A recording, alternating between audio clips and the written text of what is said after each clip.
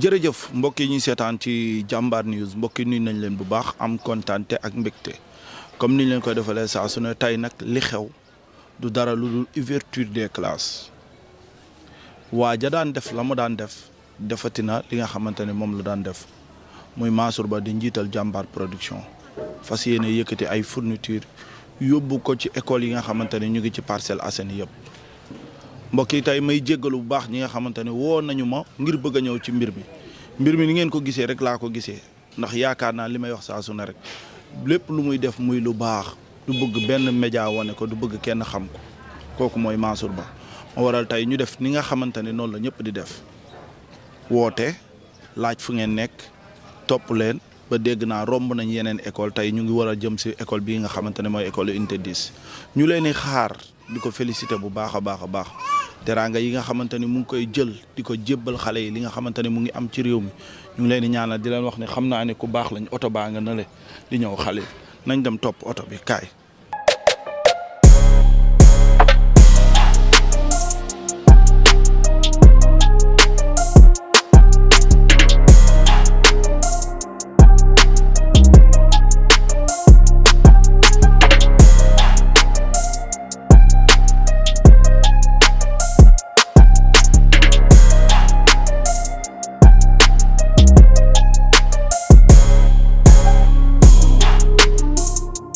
ñoom ñoo nekk fii ci unité 10 Mansour école bi xam nga ko ay célébrité yu mag fii lañ jaar Pape Malick Ndour ancien ministre fii la jàngee actuel ministre des finances Cheikh Diba fii la jàngee keneen koo xam ne moom Mansour du ñaar kenn lañ Modou Xarañ Lo fii la jàngee mu ànd ak ñoom franc ànd ak xale yëpp tey ak waa Jambar ñu ñëw yëkkati ay teranga yëkkati jox ko waa école bi defe naa ne loolu moo dayo bi nga xam ne tey bés bi am na ko ak aussi événement bi donc dañuy jox directeur mais bala jox directeur dañuy jox koo xam ne nii dafa bëgg Mansour waaye li muy bëgg Mansour la ko gën a bëgg muy Alaaji Diouf di doomu quartier bi fii ci unité 10 mu yëkkati ay kaddu Alaaji. waaw asalaamaaleykum yéen ñi fi teew ñëpp ku si nekk maa ngi lay nuyu sa tur ak sa sant di leen jox seen wàccuwaay muy sama papa yi sama frère yi ak di waa mouvement Jambar du Sénégal bi ma àndal muy mouvement bi nga xam ne le président Mansour Ba moo ko jiite ma bokk ak samay co-frères ñoo xam ne c'est la jeunesse parcelloise si unité bu nekk ñu tuddee ko mouvement des Jambar du Sénégal tey ñoo ànd ak le président Mansour Ba si 6e édition don des fournitures liñ naan Parcelles Assainies dañoo soxla social parents d'élèves yi dañoo soxla social saa su ne ci loolu lay dox mu ne ma parcelle mooy sama yite gox bi lay teewal ku mel noonu buñ ko amee dañ naan ko jaajëf chapeau am Mansour Ba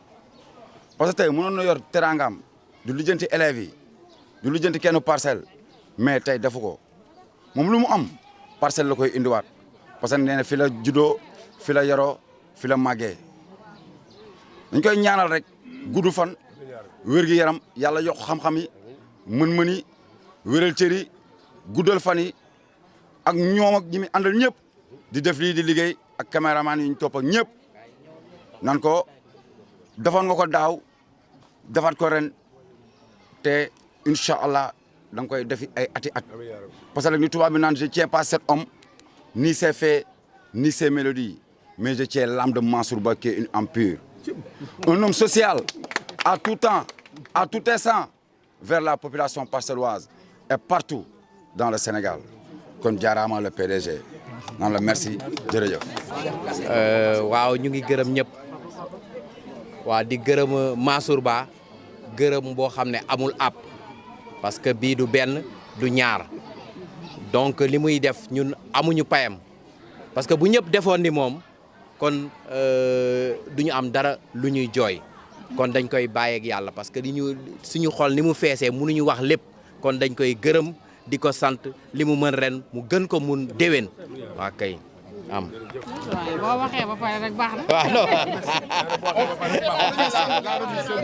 waaw. voilà. ok madame jëlal ok jëlal. Voilà, on fait la remise cérémonie. Gars, yi au micro s'il vous plaît.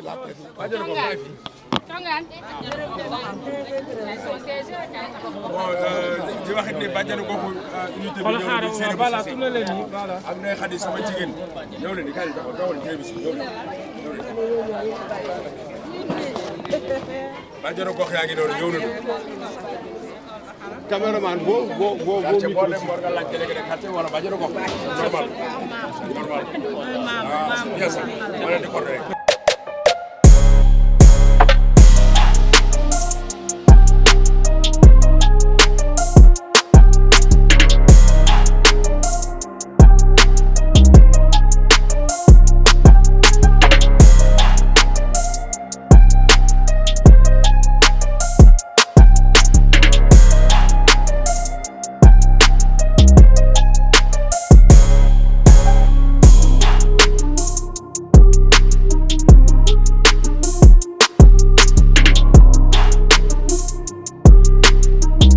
donc gars yi ñu commencé parce que le temps nous est compté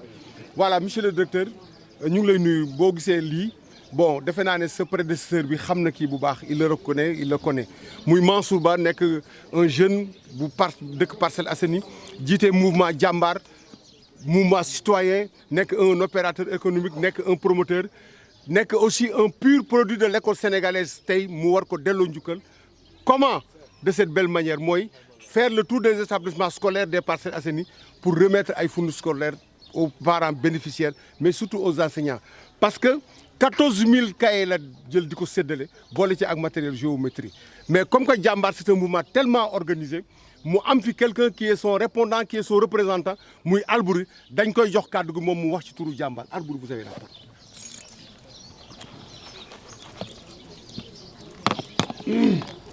salaamaaleykum gars yi maa leen nuyu ñëpp ku nekk seen tur ak seen sant di leen jox seen wàccuwaay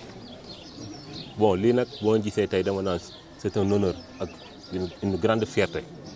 recevoir ici le mouvement Jambar au sein de l'unité 11 doon na loo xam ne tey jii mun naa ne Parcelles Assainies yi ñëpp xam nañ kuy Mansour Ba xam nañ kan mooy mouvement Jambar si sama côté maa ngi ak monsieur Thierno Dia le président des parents d'élèves monsieur Sané yaakaar naa kii moom ñëpp xam nañ ko nga xam ne mooy jàppale population parcelles yi surtout élèves yi ci cours du soir cours du renforcement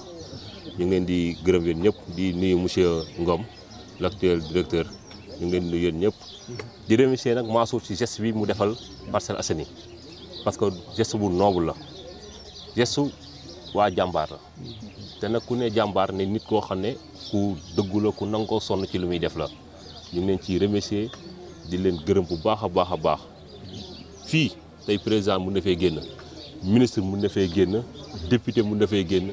ku ne mun na fee génn parce que école bi ñu fi jàngee bëri na de ñu fi jaar bëri na te tey ay cadre lañ ci dëkk bi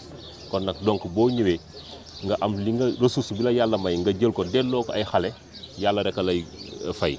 kon nag yàlla bi am fay yàlla na yàlla fay yëpp nga xam ne waa mouvement jàmbar la gën leen defal yokkute gën leen defal am ci wax président école bi soxla na ndimbal bu baax a baax a baax a baax boo xoolee amoon na ay coow yu fi amoon lépp rek ci cadre boo xam ne tey ci miir bi dana daanu wala nii mais soxla na ndimbal bu baax a baax pour ñan la nga gën cee bàyyi xel monsieur Sané bi tamit soxla na appui bu baax ci élèves yi muy jàppale parce que kii dina ne presque plus de 600 élèves di leen jàngal matin soir du lundi au vendredi soxla na ko bu baax a baax a baax ñu ngi leen di remercier ñëpp au nom de mouvement Jambar au nom de population unité 11 jërëjëf. kon nag directeur monsieur Ngom vous avez la parole. Bonjour tout le monde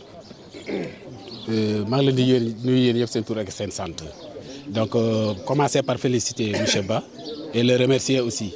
le remercier pourquoi parce que l'acte qu'il vient de poser là c'est un acte noble très noble d'ailleurs et il y a des gens qui sont là peut-être qui ont d'autres horizons et lui il a pensé à l'école sénégalaise donc il vient nous donner son soutien donc pour cela on le remercie. Maintenant pour le reste je vais donner la parole à mon adjoint qui est là qui est beaucoup plus proche de la population et qui est beaucoup plus placé que moi pour parler de cet acte par rapport aux parents parce que les parents sont les plus bénéficiaires de cet acte-là donc monsieur Ndiaye je vous donne la parole. leen ziar di jox kenn ku ne seen wàccuwaay man la Mamadou Ndiaye ñu naan ma Oustaz Ndiaye maa jël kàddu ci turu école bi ak ci turu directeur di sant waa mouvement jàmbaar bu baax ak monsieur Ba mi nga xam ne def na lu rëy wala ñu ne ko defati na sax lu rëy ndax daaw ñëw na fi ànd ak waa jàmbaar yëpp indil ñu ay fourniture yu bëri loolu tam dañ ko ci sant di ko ci gërëm ndax ku ne xam na ne waajur yi seen doole demeewut noonu te lii mu fi indi dina dimbale waajur yu baax ndax waajur bu ci am ñaari doom ba ñetti doom fenn fu ci nekk nga war faa jënd ay kaye mu daal di indi fourniture yi ànd ak kaye ànd ak lépp loolu dina dimbale waajur bu baax ci loolu kon ñi ngi leen sant bu baax grand Aziz di sant bu baax monsieur Ba di ko soññ tamit ne ko lii mu def nii ñi ngi koy ñaan mu gën a góorgóorlu di ko def ndax lii muy def xale yi la koy defal ndax bépp xaraf bu xale yi jàng ci kay yi ak ci bigi ba bind ko ci na xam ne yàlla bindal na ko ci yool kon ñi ngi koy ñaanal lépp lu mu mën ren bu déwénee yal na mën lu ko ëpp yéen ñi nga xam ne tam yéen a koy jàppale ci liggéey bi ñi ngi leen di ñaanal yéen ñëpp yal na leen yàlla yokku ba ngeen yëg ko di ko wax daal sant nañ ko bu baax ci taxawaay bi di ko ñaan it mu gën a dimbali école yi ndax soxla nañ ko ndax ku xool école bi ni mu demee bokk ci école yi jiitu ci parcelle xam na école bi am na leneen ak leneen loo xam ne ni soxla na ko te incha allah dinañ ko bind fexe nu ñu jokkoo ak yéen wax ko li nga xam ne moom la ñu gën a yittewoo pour mu gën cee jàpp kon daal ñu ngi leen sant ci sama tur ak ci turu directeur bi yëpp ak ci turu jàngalekat yi nekk ci école yëpp di leen sant di leen gërëm di leen ñaanal yàlla yokku leen ba ngeen yëg ko ci barke alxuraan ci barke xale yi jaax na jërë ngeen jëf. ñoo ngi nuyu ñi fi teew ñëpp particulièrement à Mansour Ba ñoo ngi lay nuyu di la remercier ci turu école il y a une école unité 11 di la wax ni kat jërëjëf parce que lii ñi ko war a mën biir parcelle bari na mais defuñu ko bu fekkee nag yàlla xiir na la nga def ko jàppal ni say doom say raq say jarbaat say sët nga ko defal kon ñoo ngi la ciy remercier bu baax amuñu dara ñun lu dul parcelle amuñu dara lu dul unité 11 fii lañ dëkk fii la ñuy yeewoo suñuy njaboot ñooy jànge fii ci école bi kon bu ñu gisee ku ñëw di leen soutenir loolu fierté la ci ñun ñoo ngi woo itam yeneen bonne volonté yëpp ñu ñëw jéem a roy li nga def ñu jéem koo def parce que affaire bi nag njëkkante la te njëkk nga leen ci li ci des yal na ci yàlla def bari jërëjëf.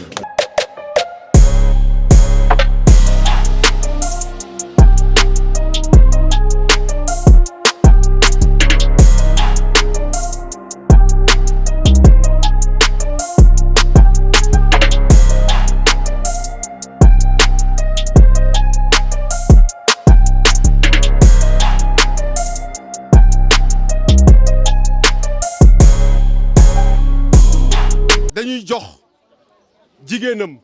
dañuy jox koo xam ne aussi nekkoon na présidente ASC Santhiane bi nga xam ne ni Mansour ba nga fa footballé par dafa nekk président muy Maymouna Dem ñu koy wax madame Diouf Maymouna Dem nga ñëw wax ci turu association jàmbaar ak ci sa turu ay càmmeñ. waaw asalaamaaleykum maa ngi nuyu ñëpp di ziar ñëpp di rafetlu initiative bi parce que ñu ngi 6e édition su ma juumul donc chaque année école yi day gën a yokk parce que Mansour ku ko xam ko ci social. ku ko xam ko ci social moom loolu mooy point fort am ci ñëpp te day joxe te du compter wax dëgg fa neex yàlla chaque année dañuy gis ne école yi day gën a yokk day dem ba en dehors des Parcelles Assainies day dem Grand Dakar dem yeneen gox yoo xam ne moom peut-être dëkkatu fa sax mais day gis ne ñii soxla nañu mu def ci lim ci mën di ko ñaanal lim mën ren yàlla yokk ko ba déwén dañuy couvrir Dakar yëpp pourquoi pas année yi ci topp di couvrir Sénégal yëpp parce que xam naa ne mbëbëtam la te ñi ko àndal ñëpp dañ koy taxaw ci loolu aussi donc ñu ngi ñaan yàlla defal ko li mu bëgg te mu doon li gën ci ñun waaw mi ngi noonu maa ngi remercier ñëpp di nuyu bàjjen ngox bàjjen mboole gëj naa ko gis di ko wax ni vraiment ñi ngi noonu jàmbaar daal jàmbaaru ñëpp la ku ci bëgg a ñëw rek xaj nga ci ndax yokkute kese la loolu lañ ci gis mi ngi noonu maa ngi remercier ñëpp merci beaucoup voilà Gora Thiam le président du CG mu wax au nom des parents d'élèves. non am na madame Moulé. madame Moulé. moom mooy présidente parents d'élèves yi. waaw man maay le responsable du CG. bon directeur comité de gestion voilà gestion école bi. A la ak B quoi. voilà ok. bon di rafetlu rek di nuyu déjà Mansour Ba ak ñi mu àndal ñëpp. di rafetlu initiative bi parce que vraiment soxla nañu ko te dafa ñëw à son heure comme niñ ko yàgg gisee rek. yàgg nañ sax bindoon nañ sax pour mu dimbale école bi. pour mu appuyer leen. pour mu appuyer ñu. mais yàlla dogalul daaw mu jot ci lettre bi. bon ren ñu ngi rafetlu li mu def boole ci école yëpp vraiment doon na lu parents yeeg élèves yeeg yëpp yàkkamti woon. parce que tamit am nañ yaakaar ne lii dinañ ko utiliser élèves yi dinañ ko utiliser te soxla nañ ko vraiment di remercier Mansour Ba di remercier Jambar di remercier équipe am di ko wax rek ne dañ lay ñaanal rek yàlla may la gudd fan wér lépp loo mën ren nga mën ko dëwën di continuer di jàppale élèves yi parce que éducation tam dafa doon loo xam ne domaine de compétence su mairie la te mairie mënul jotale lépp mairie mënul mëtale lépp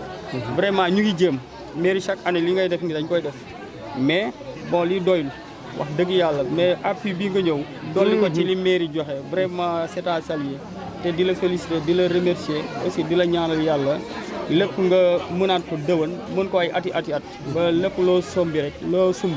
yàlla teg ci loxo nga yeggal ci inchallah merci beaucoup jërë ngeen tàccu leen Gora Thiam Mboulé directeur merci beaucoup hein.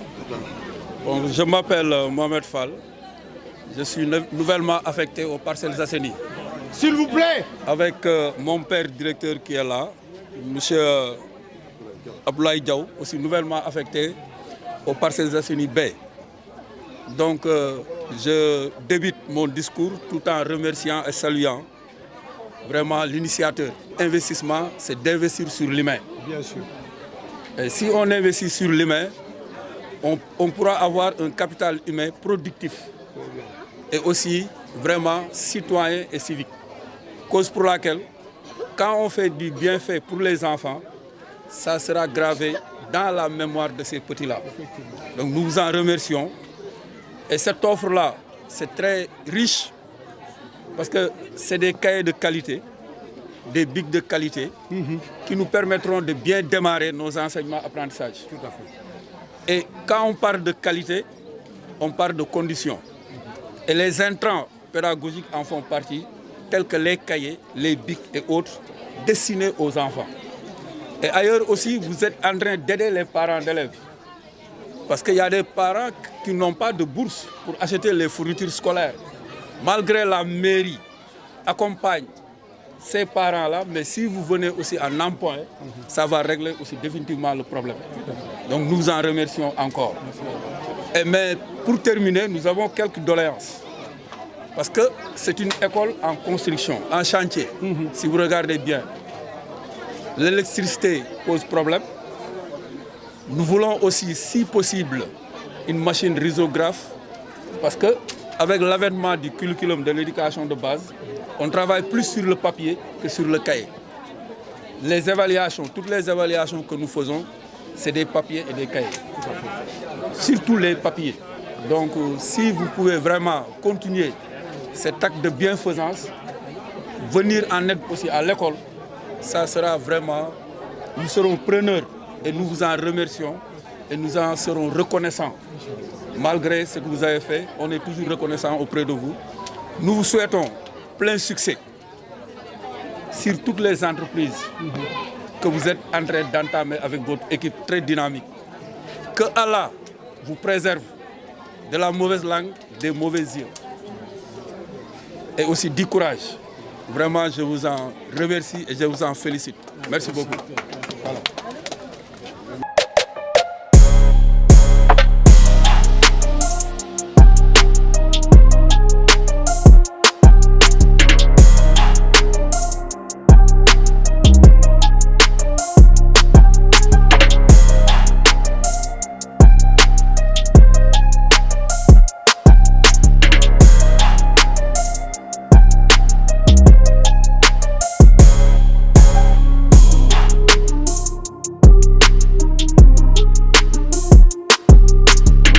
De recevoir ce matin une délégation d'un grand promoteur, un jeune des Parcelles Assainies. Li muy def du tay la ko musa def 9e édition baa ngi nii muy la remise de fournitures scolaires aux parents, aux maîtres, etc., etc. C'est un jeune, un pur produit de l'école sénégalaise, nekk promoteur, nekk aussi tamit opérateur économique, nekk aussi un très grand sportif muy Mansour Ba. Tey moom moo ñëwoon tey seet leen pour jox leen jàppale bi 14 000 cahiers moom la fas yéene distribué ci établissement plus matériel géométrie. asalaamaaleykum ñu ngi nuyu ñëpp di sant ñëpp. di rafetlu jotaay bi. waaw wax dëgg man maa ngi fi soog a ñëw maa remplacé madame D. mais vraiment c'est une agréable surprise vraiment. macha allah bu ñu gisee ay jeunes yu ñëw. di jàpp ci école bi. ñu mënul di leen encourager di ko rafetlu. waaw parce que bi may jël service sax def naa benn appel am na seen kii bu fi ñëwoon. kii communautaire ba ma defoon appel jeunes yeeg ñëpp. pour ñu ñëw defar école bi. parce que nee naa communauté bi ñoo ko moom. ñun dañ ñu fi ay fonctionnaires la ñu indi ñu fi. kon nag jeunes yi ñoo ci mun a jàpp ak population bi pour école bi jëm kanam. wax dëgg di leen encourager ci initiative yi. te di ñaan aussi xam naa incha allah dina amaan yeneen. parce que envisagé nañ ñu def fi journée de l' excellence. bien sûr bu ñu defee premier trimestre. incha allah ñu def jox remise de prix aux meilleurs élèves. bu ñu ñëwee ba fin d' année incha allah aussi ñu defaat comme ça ci diggante bi dina pousser yeneen élèves ñu gën a mun a. def effort waaw incha allah loolu aussi kon ñu leen ciy taalal suñu loxo. bu boobaa am na commission ñoo xam ne ñooy chargé loolu ci au niveau de l' école. muy monsieur Samb ak monsieur Mbodj. bu ngeen rapproché ak ñoom. dans le cadre ñoom ñoo amee côté partenariat. mais vraiment lii dañ ci kontaan. di remercier ñi nga xam ne Mansour Ba di ici présent. di ko ñaanal yàlla aussi jëmale ko ci kanam. waaw di wax asalaamaaleykum wa rahmatullah. waaw nuyu suñu grand bi. di ko wax ni wax dëgg yàlla lii rafet na daal. waaw rafet na parce que école tijji nga ñëw jàppale suñuy jeunes du quartier. wax dëgg yàlla duñ def lu rafetlu ko. te lu grand bi wax yàgg na ko def. ce n'est pas la première fois. kon donc xam nga dañuy rafetlu ko wax ni initiative bi. rafet na macha allah di la wax ni xam nga fépp foo bëgg a yegg yàlla na la fa yàlla yeggale di la wax na ñun ay jeunes lañ dëkk si koñ bi waaw ku gis lu baax rek ne lu baax nii quoi te franchement lii nii xam nga amuñu luñ siy teg wala lu dul sakko quoi di la wax ni ñoo ngi sa ginnaaw waaw foo ñu woo incha allah dinañ la fa wuyu te luñ si mën pour jàppale la dinañ ko def nga am base bu baax si koñ bi parce que xam nga tamit xam nga ñun ñëpp parcelle lañ bëgg ñun ñëpp parcelle baax moo ñu kii te moom luy parcelle rek ko ñor leneen ñor ko lu parcelle kon donc dañ lay wax ñu ngi sa ginnaaw rangé wu sa ginnaaw bu baax a baax si loolu soxla muy tay muy suba guddi ak bëccëg dañ si taxaw incha allah si ni mu gën a gaawee waaw di la wax ni rafetlu nañ ko bu baax a baax parce que fii suñuy rakk fi nekk ak suñuy jarbaat boo ñëwee jox leen ay kay jox leen ay fourniture day mel ni ñun ñoo ko defal rek waaw di la wax ni kontaan nañu bu baax a baax unité 13 bi yëpp ñu lay sant di la gërëm waaw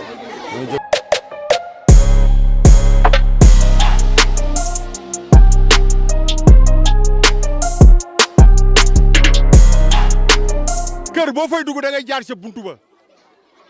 mu ànd ak magam doomu ndeyam koo xam ne lépp lu Mansour yëkkati daf ci ñëw taxaw di doomu gox bi nekk le président du conseil consultatif du quartier de l'unité 18 nekk l'ambassadeur de la paix nekk un communicateur traditionnel boo xam ne kenn dootu ko présenté muy Alaaji Abdourahmane Gueye ñu koy wax Abdou Gueye. parce que bi ma xëyee ñu ànd foogoon naa ne programme mu tey bi 18 bokku ci ndax bu ma ko teeloon xam damay interpellé Badiane Aïda Kounté bii wax monsieur Sarr mais bi ma xëyee xaw ma noonu 18 la ñuy ñëw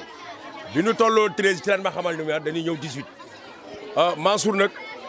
li Abdou Aziz Diagne sunu mag wax rek mooy wax ji mooy asamaan bu wàccee laalal ndax bu wàccee bu yéegee xamoo kañ lay wàccaat di doomu parcelle di doomu sunu baay père Ba di xale boo xam ne wax naa ko chaque jour ne ko dañuy ñaan yàlla guddal sa fan yàlla may la wér yàlla dogal moom ni nga ko waxee moom sunu rakk la mais mu nekk koo xam ne Aïda lépp lu muy yëkkati man la ci àndal fu mu mën a jëm parcelle ak fu mu mënti dem daf naa waa jàmbar production woo leen sunu mag ala Abdou Gueye mooy sunu communicateur mu gunge ñu ànd ci programme bi ren mu jël ay junniy kaye ni da koy yemale ci ñaari école da koy yemale ci benn école da koy defal école Parcelles Assainies yëpp fii mu ñëw nag ñëw fekk fi Badiane Aïda Kounté muy bàjjanu gox bi di sëtu Seydouna Mohamed bokk ci waa Ndiassane fekk fi monsieur Sarr mu représenté directeur bi ak monsieur Gange nga xam ne sunu frère la sunu xarit la Mansour nag école bi nga ñëw fi nga jaar yëpp soxla nañ dimbal mais bii moo gën a soxla dimbal gis nga ñaari classe yi nga seen ne daaw bi ñu nommé ñu nekk président du conseil du quartier ñun sunu volonté ñoo dajale sunu ñaar dërëm ak sunu ñetti dërëm ba toiture ñaari classe yi beneen classe bi ñun ñoo ko carrelé douche yi ñun ñoo ko def mais école la boo xam ne école bu bari problème ngi nii li fi nekk dara baaxu ci boo xoolee fenêtre yi sax yow da ngay am gàcce xoolee fenêtre yi après war ngeen ko filmer fenêtre bu baax amu fi buntu bu baax amu fi école bi amul ndox école bi amul toilette bu baax ndimbal nag ñun ñoo ko gën a soxla ci parcelle 18 nag parents d'élèves yi góorgóorlu nañu ñi fi jànge góorgóorlu woo nañ ci waa parcelle ba mu des yow yow leen seet si wu mais kun ci woo joxoonu ci ñaar dërëm ñun président du conseil ak ñoom Badiane Aïda ñoo daje sunu xaalis ak présidente ASC am jom ñu dajale ba muy lu mat ay 2 millions ñu jël ko defar ko suñuy classe defar suñuy table banc kon ñi ngi ñaan yàlla ba yal na yàlla taxaw la man de maa ngi lay féliciter au nom de toute l'unité 18 imam ak délégué de quartier ak dëkkandoo parce que li ngay def nii lu dëggu la su fekkoon dëggul ba tey bàyyi nga ko mais li ma gën a neex ci yow mooy da ngay def ak yar ak teggin bi ci des it loo def sa loxo ndeyjoor du ko fekkee sa loxo càmmoñ yow ak yàlla jeex na kon ñu ngi lay féliciter kàddu yooyu laa doon yëkkati di bég di la ñaanal yàlla jàmm sutura li nga def ci élèves yi yàlla na nga dund ba sa doom defal la ko parce que ku defal benn xale defal nga Sénégal gépp te wax naa ko barki dem ci école bi ay wàllu yu ñu ngi fi ay xutbu ñu ngi fi ay président ñu ngi fi ay ministre mi ngi fi kon barke boo def ci école wala barke boo def ci daara ci parcelle yal na ko yàlla delloo ci yow ci barke Seydina Muhammad ngeen baal asalaamaaleykum wa rahmatulahi taala barakatu grâce voilà comme ni ma leen ko waxee rek. bàjjen Ayda Kounta mi surtout maam bu Kounta la. waaw mooy bàjjenu gox bi. waaw. voilà kon nag représentant école bi le directeur monsieur Sarr nga yëkkatee ay kaddu rek au nom de l' établissement. bu baax parce que directeur léegi la fi doog a jóge te léegi lay doog a xam ne bii association léegi laa ci doog a am épo ja voilà tey laa koy doog a xam mais Mansour mi moom daan naa ko dégg parce que fële 19 mas naa fa ñëw ma leen doon defal ay kii yu am solo di leen remercier bu baax a baax au nom de toute l' équipe pédagogique et au nom du directeur bu ñëwee dinaa ko rendre compte fidèlement n'est-ce pas léegi école bi moom lu ci nit def rek yàlla moom moo koy fay parce que ubbi tey jàng tey lañ wax mais xam ngeen ni nous sommes dans une zone boo xam ne nii zone quartier populaire la ba pare beaucoup de parents sont démunis mënoo commencer rek jàngale kon yii dafay nekk loo xam ne lu précieux lay doon pour ñu mën a commencer même bu nekkee suba wala gannaaw suba mais donc on va commencer soit par la deuxième ou bien la troisième étape ñoom danañ mën a commencer. léegi nag école bi ngeen ko gisee à l'instar des autres écoles tanewante moo fi am les gros œuvres c'est le gouvernement c'est les collectivités locales qui doivent le faire avec le CGE tout court mënuñoo def yenn yi loolu moo mënta nekk classe yi dañ ko war a daane. Vous vous rendez compte, M. Bakane, chaque année, pendant l'hivernage, l'eau entre dans l'école. Nous trouver le mur. Sinon, les parents vont quitter leurs habitations pour venir à l'école. Donc, les deux, c'est bas fond. Nous sommes ci cuvette. École, si vous avez ndox mi yépp ci classe yi lay dugg. Par exemple, loolu ñu mënu ci dara. Fi mu ne nii dañuy obligé def avec les moyens du bon. Comme ni ko sëñ bi Guèye waxee, bu ci ñëpp jàppee rek gis naa ne école bi dana dox. Mais ñi ngi lay wax jërëjëf, jërëjëf, jërëjëf. Li nga def rafet na trop. OK, merci beaucoup.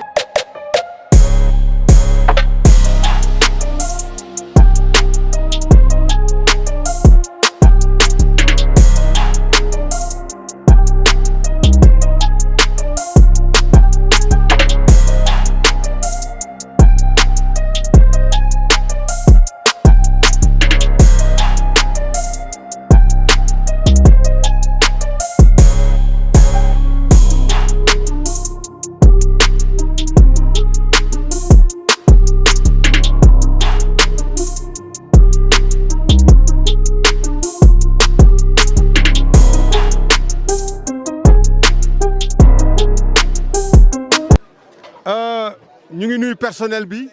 jël nuyoo bi teg ko ci loxo le directeur de l'établissement tey ñu ngi fii ci école PA unité 21 ci programme bi nga xam ne nii Mansour Ba moom moo ko initié organisé ko di ko déroulé muy programme boo xam ne dafay wër ci établissement scolaire yi nekk ci biir parcelle pour jàppale leen ci fourniture scolaire looloo tax mu ñëw tey fas yéene nag jàppale leen. ànd ak aussi son mouvement nga gis leen nii mouvement boo xam ne ci ngor lañ àndee moom ci détermination lañ àndee ak moom ak ci gëm-gëm ak pas-pas lañ àndee ak moom di ko jàppale. parce que à lui seul il ne peut pas tout réussir mais s'il le réussit c'est parce qu'il y a une équipe qui l'accompagne dans cette noble mission. alors coow li gis ngeen ko sportif la mun nag ànd ak l'actuel roi des arènes ba mu dégg daal yi tey mu ànd ak nag le futur roi des arènes nekk le lieutenant. nekk le premier ministre muy Franc kon nag Mansour merci encore une fois de plus ñu fekk fi nag délégué de quartier li may wax naan kër boo fay dugg da ngay jaar ca buntu ba donc doyen Coulibaly dañ lay jox rek nga souhaiter le mot de bienvenue après ñu jox directeur mu yëkkati ay kaddu ñu doog a nag def la remise symbolique jàll parce que on a un programme très chargé. mbooloo mi maa ngi leen di nuyu kenn ku ne sa tur ak sa sant gannaaw bi ñu sante yàlla julli ci Seydina Mohamed. sang-sang yi ñu ngi sant suñu waajur yëpp di ñaan ñaanal et di nuyu ki nga xamante ne dañ ko fekk si ci école bi muy directeur bi et yow di nuyu Mansour Ba. Jambar production. Jambar production et ñun de dëgg nañu nii rek xam nga comme duñ dem kat làmb duñ dem kat taaxuraan ñun fi ñu ne ay mag lañ wax dëgg yàlla dëgg nañ say tur sa jaloore aussi baax na ñu ngi lay sant di la gërëm ci loolu. lii nga def nag ci xale yi wax dëgg yàlla kontaan nañ ci bëgg nañ ci ndax lii moom ku koy def ci xaleel et wax dëgg yàlla yaa ngi defar réew parce que ñii ñooy xal ëllëg ñooy ëllëg nitu ëllëg nag boo koy defar di ci jàppale wax dëgg yàlla xamal ne sa kanam dana mun a leer nañ Abdou ñu ngi lay sant di la gërëm comme wax ji bëgguñu ñu gën a sori yow nag moom sama jaam la moo tax du ma nangu sori ak moom maa ngi leen ñaanal ñëpp yàlla nañ ko teewee ni ngeen déewal moom wax dëgg yàlla dañ koy sant parce que li mu def nii ci njaboot gi ñun la ko defal te comme mënuñ suñu loxo jotul suñu gannaaw mu defal ñu ko ñu ngi ko ciy sant di ko ñaanal bu baax a baax gudd fan ak wér ak yokkute bu baax a baax a baax yàlla na ko yàlla taxawu mboolem jullit asalaamaaleykum wa rahmatullah. Bonjour à tout le monde. Je commencerai par saluer le chef de quartier, puis l'hôte du jour, monsieur Mansour Ba, Jambar Production, n'est-ce pas? Alors pour ce faire, nous allons le remercier pour ce geste de haute portée citoyenne dont il vient de faire montre en octroyant à nos élèves des fournitures scolaires. Vous ne perdez pas de vue que ces temps-ci, les parents râlent trop à cause de la conjoncture. Donc cela permettra de les soulager un tout petit peu et de nous permettre de démarrer les enseignements, apprentissages à temps. Monsieur Abdelaziz vient de dire que vous êtes comblé. Je dis plus que comblé. Quand quelqu'un agit pour l'école, ça nous touche droit au cœur. Et en tout cas, nous vous souhaitons beaucoup de succès et de réussite. Quel que soit ce que vous voulez entreprendre dans la vie. Et ce geste, il ne fait l'ombre d'aucun doute, fera une tache d'huile chez les parents. Parce que les enfants, arrivés à la maison, ils diront que M. Mansour Ba nous a offert aujourd'hui des fournitures. En tout cas, au nom de tout le personnel et au nom de tous les élèves, nous vous disons merci pour ne pas trop monopoliser la parole et vous permettre de vous libérer à temps. Merci, merci encore. Maintenant, il y a la présidente du gouvernement scolaire, comme ça, c'est destiné aux enfants. Bonjour, cher monsieur Mansour Ba. Nous vous remercions pour ce geste que vous venez de faire à l'endroit des élèves de l'école Unité 21. Il ne fait l'ombre d'aucun doute que cela soulagera nos parents qui peinent à faire face aux nombreuses charges qui hantent nos chers parents. Merci, merci encore, monsieur Ba.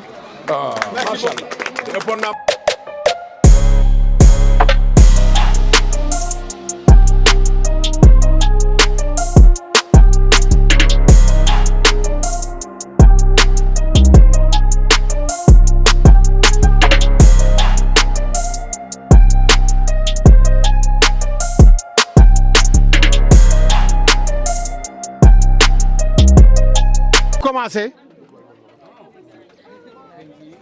tey fii mooy avant dernière étape pour programme bi nga xam ne ni Mansour Ba mu ngi koy déroulé depuis ce matin fas yéene ko matal nag sur l'ensemble des écoles yi nga xam moom moo nekk biir Parcelles Assainies lii du première édition bi de te ñu njort tamit ne du dernière édition ndax kuy def lu baax doo ci tàyyi da ngeen koy ñaanal yàlla yokk kattanam muy xale la boo xam ne nii dafa bokk ci ñi xale yi nga xam ne nii Sénégal dañ ko am yaakaar ci moom rawatina Parcelles Assainies gii muy yeewoo mu ne lu ma am parcelle la lu ma am tamit dama koy fas yéene bokk ak waa parcelles yi moo tax mu ñëw tey unité 12 yëkkati ay fournitures scolaires boo ko xoolee ñu ngi ko xayma ci 14000 cahiers fukki junni ak ñeenti kay moom la fas yéene séddale ci école yëpp boole ci ay matériel géométrie Mansour nag bu ñu doon toog di lim lu baax li mu def kon ñun fii la ñuy yendu fii la ñuy fanaan mais dañoo ñëw unité 12 nag yàlla def mu am ku muy liggéeyal ku nekk ci wetam xam bu baax fii ñu bokk milieu sport bi je me rappelle en 99 quand Ndali joué sa finale zonale mu ngi woon ci équipe boobu nekk comme entraîneur ak moom la Ndali njëkk a gagné coupe moo njëkk a solal maay ak blouson équipe bu ASC Ndali mu ne ma grand Aziz ma ne ko am mu ne ma ak li ma gagné ci nawetaan su ma demee ba bàyyi entraîneur te yoruma équipe bu mel ni Sancaan ndax jëmm ji day am lu manqué sama carrière kooku mooy Ron Ndiaye moom lañ jox kàddu mu ubbi. grand wax bi du bëri merci beaucoup yaakaar naa ne li nga waroon wax yow wax nga ko c'est-à-dire c'est un honneur pour moi tey bokk ci ñi recevoir Mansour fii unité 12 mu nekk unité bu nga xam ne moom ma tette ba heure bii donc vraiment président ñu ngi lay remercier ci sa teewaay di leen wax nag yéen waa askan wi laay waxal c'est un homme politique malgré mi ngi def social politique bi mu nekk moom ñun nañu jóg ñu jàppale ko ci loolu laay demander toute la population de l'unité 12 parce que samay njaboot ngeen fu ma mës a daw ngeen fa ren maa ngi ci jàmbaar dama bëgg ñëpp yëgandoo ko parce que tout le monde ku nekk mi ngi may laaj foo ne mais ren maa ngi jàmbaar su weesoo Sancaan bi ma ne non ren maa ngi jàmbaar tax naa ci répp nag Mansour yàlla na yàlla defal la jàmm merci beaucoup jërëjëf. waaw Ron il est comme ça c'est un homme qui est entier moom lu mu nekk daf ci nekk fang ni bëccëg ni biddiw voilà kon nag loolu la c'est vrai que vous avez parlé d'homme politique mais politique de développement politique sociale surtout il met l'accent sur ce focus et c'est extrêmement important Rama def naa ne yaay wax ci turu jigéen ñi ci turu parents d'élèves yi nga yëkkati ay kaddu rek. waaw asalaamaaleykum maa ngi leen di nuyu di leen ziar di nuyu le président Mansour Ba jël nuyoo ñeneen ñi teg ko ci loxo Abdou Gueye muy l'ambassadeur de la paix des Parcelles Assainies man maa ngi tudd Badiane Rama Bar dëkk fii unité 12 di bàjjanu gox di membre CG wu école PA unité 12 nekk présidente sociale bu comité de quartier bu unité 12 dëkk fii unité 12 depuis 1985 Mansour ma lay félicité waat encore une fois di kontaan ci yow parce que peut-être que tey la ñu mës a rencontré nii de face à face mais maa ngi lay suivre de près di la gis ci panelu parcelles yi ci lu baax li ngay def ma lay félicité encore comme tey ni nga ko defee nii vraiment maasale école Parcelles Assainies yëpp toutes les unités parce que calendrier bi jot naa ko ci sunu groupe bàjjan gox mu leer ma ni unité yëpp nar nga ko wër ren ci jàppale leen ci fourniture des écoles donc des fournitures des écoles dafa baax parce que ku nekk xam na ni ouverture des classes nit ñi dañ ko cof mais waruñu ko cof parce que nag vraiment frais la te parent bu nekk boo amee benn doom ñaar ñett jëm ñeent vraiment di nga ko yëg di nga ko sentir parce que bu dee élève bu nekk da nga ko war a jëndal fourniture loolu c'est coûteux te loolu tamit day metti day mel ni tabaski si yow parent bi kon yow tey boo ñëwee ngay def don maasale toutes les unités yow loolu dama lay wax chapeau di la féliciter di la wax li nga ci ñàkk yàlla nga ko am le plus les années à venir Mansour may wax ni def nga loo xamante ni yow xamoo ko sax parce que ku ne bàjjanu gox da ngay wax ni kuy wax social ci moom ngay ñëw parce que ñun ñooy porte sociale fi mu nekk famille bu nekk si wàllum santé ci wàllum loo soxla da ngay daw vers bàjjanu gox bi on se croyait que ni ñun dañu am kees bu ñu teg pour jàppale nit ñi mais yoruñu ko mais vraiment am nañu yéene bi am nañ porte yoo xamante ni si certaines bu ñu leen fëggee dinañu jàppale si ay sollicité yu ñuy sollicité tout récemment 2 personnes à 3 ñëw nañ sama kër bërki démb jaaxle ci mbirum fourniture des écoles dama leen yebal CPRS action sociale ci madame Diouf pour mu jàppale leen parce que ñooñu seen parent dafa décédé te maam bi leen yor xamul fan lay jëlee lu mu leen jàppalee donc bu ñu leen jàppalewul xale yooyu du ñu jàng mais Mansour encore une fois je te félicite ñëw mouvement yi nga àndal si biir mouvement bi ñëpp maa ngi siy cité sama sœur Awaña ak ñeneen ñi ci ànd ñoom Khalifa vraiment Maymuna ñooñu ba parcelle di parcelle ñun ñoo àndandoo di guerre ñun ñoo def lu bëri ci biir parcelle ñu nekk samay rak nekk des battantes nekk nit ñoo xamante ne c'est des braves ñoo xamante ni parcelle unité boo fëgg boo waxee seen tur ñoom xam nañ leen donc nag ànd bi ngeen ànd yàlla na ko yàlla saxal coach Ron Ndiaye merci encore si unité 12 def na fi lu ne sama grand vraiment si jàppale waa unité 12 yëpp ci jàmbaar may féliciter c'est les parcelles ñoo nekk nii kenn ku nekk mën naa lim sa tur vraiment Jonas maa ngi lay seen vraiment moom tam nekk nit ku jàmbaar Khadijien mi ngi nii nekk sama sœur nekk sama dëkkandoo di liggéey lu am solo ci unité bi maak moom réeroowuñu kenn ku nekk porte boo mën a fëgg pour jàppale waa unité bi rek man ak moom ñu ngi fay xuus ngir indi ci sunu unité parce que parcelle ñoo ko bokk mais kenn ku nekk da ngay xëcc indi ca fa nga dëkk vraiment ñu ngi leen di ñaanal yàlla di kontaan lii moom vraiment lu rëy la si ñun di la ñaanal jàmm ak képp ku fi teew.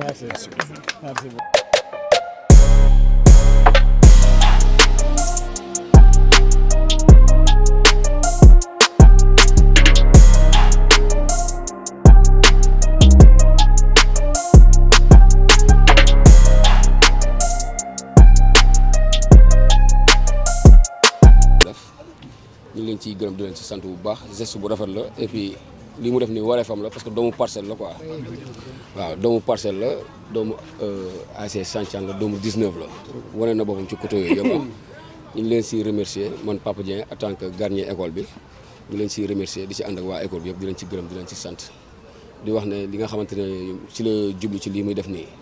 moom moo ko xam lépp lu mu ci bëgg rek yàlla nag suñu borom taxaw defal ko ko quoi di sant ñëpp di gërëm ñëpp quoi alhamdulilah rabbil alamin. maaleykum mbokk yi di leen nuyu yéen ñëpp di leen wax daal leen jàmm soyez les bienvenus à monsieur Mansour Ba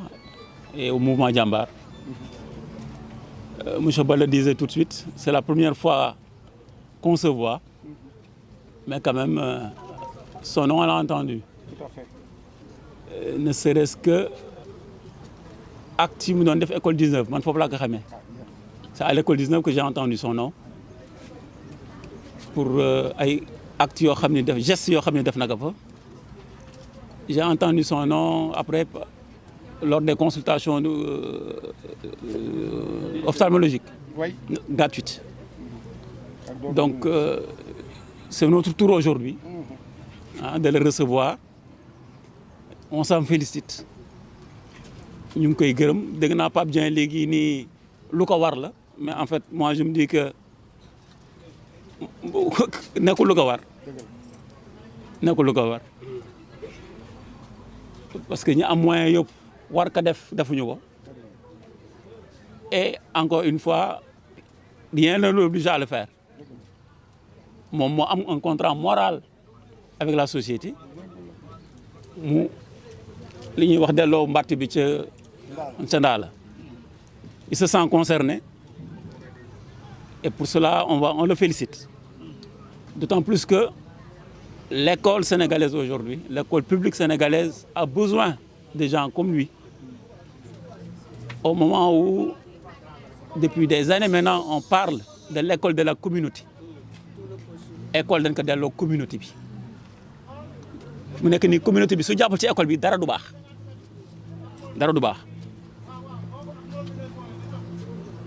comité de gestion loolu moo koy indi c'est la communauté qui gère l'école gestion boobu nag il faut dire que c'est pas facile du tout c'est du volontariat c'est des recherches de moyens nag soo taseeg ku mel na Mansour Ba mu jox la ko da la koy yombal lu baax a baax a baax ci foofu lañ koy gërëmee di ko sant d'autant plus que on l'a jamais sollicité wax dëgg yàlla ñu ngi koy wax léegi c'est la première fois qu'on le voit on l'a jamais sollicité sànq rek lañ ma Pape Dieng ñëw jox ma téléphone ni ma jox ma kenn ñun ma waaw ñun mouvement Jambar ñoo bëgg ñëw léegi indi matériel donc avertir ñu sax à l'avant ba ñu mën jël ay dispositions nanga sangam ñu ngi ñëw indi la ñu wax donc di la gërëm di la sant say ambition say vœux pour le mouvement pour la communauté pour la cité yaa ngi xam yàlla na yàlla defal lu kawe sa njort voilà parce que lii yëpp c'est pour le bien de la société parce que fi mu nekk nii ku investir si nit et nit yu ñu gën a soxla pour investir ce sont ces enfants-là. Ce sont ces enfants-là. mu mënu yàlla yi kuy defal si ñoom ñooy yore ñooy ëwu yi waajur yi mais ñooy ëwu ñoo yore ci réew mi aussi ëllëgu réew mi ñoom la ak président yeeg premier ministre yeeg ñëpp ci lañu nekk. Donc encore une fois pour ne pas tirer parce que c'est un programme gudd na on ne peut pas dire plus que merci. Yàlla na yàlla fay. Yàlla na yàlla fay yiw. Voilà loolu la ñu amoon ci li ñuy wax.